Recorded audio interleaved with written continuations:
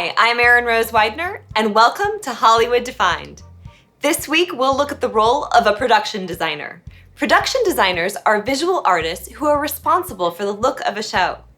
Let's go to Moviola's exclusive visual glossary of terms to get a clear understanding of this creative role. A production designer is responsible for creating the overall look, atmosphere, and emotion from the director's vision for a film or video project.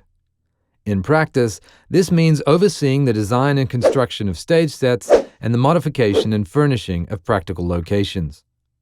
Production designers also work extensively with visual effects talent to ensure that matte paintings, digital set extensions, and CG environments are consistent with the theme and design of the practical set pieces.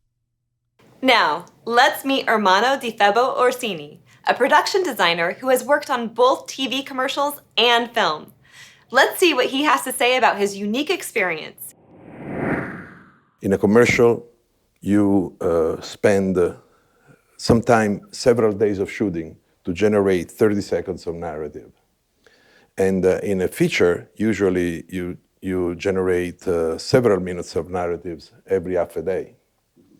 So this obviously distributes the attention to different aspects. Production designing for a commercial requires that you deliver multiple environment, multiple option, multiple opportunity, multiple aspects of the same thing, because budget is never an issue, but you cannot not be prepared. Nobody will deal with it. You are out. In features, vice versa, the budget constraint impose for you to be more efficient.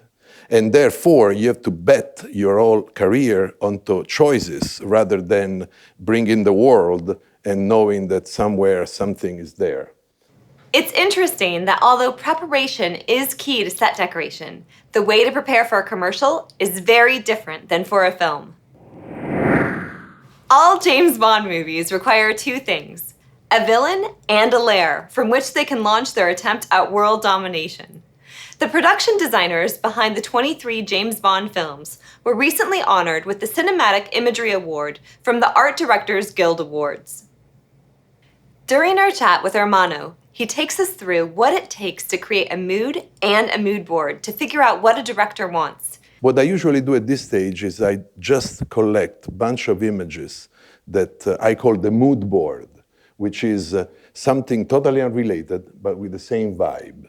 I like to start with this, with a compilation of imagery that has nothing to do with the specific, but delivers that type of feeling. So, for example, this is a commercial that we were supposed to shoot on a soundstage, and it was mostly a product shot.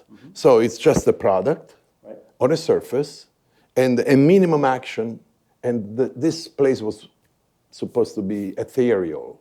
Okay, unreal. Then I'm going to come up with something specific that contains the element of the real set I'm doing that has that vibe, that color, that black and white. It's a visual media, so we may as well just have a visual communication, a visual paradigm where we can start putting down our ABC, our code, so we know we're speaking the same language. Well, it's about time to wrap up this week's episode.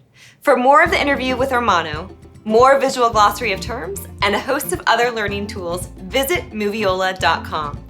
Thanks for tuning in, and see you next week when we define another Hollywood role.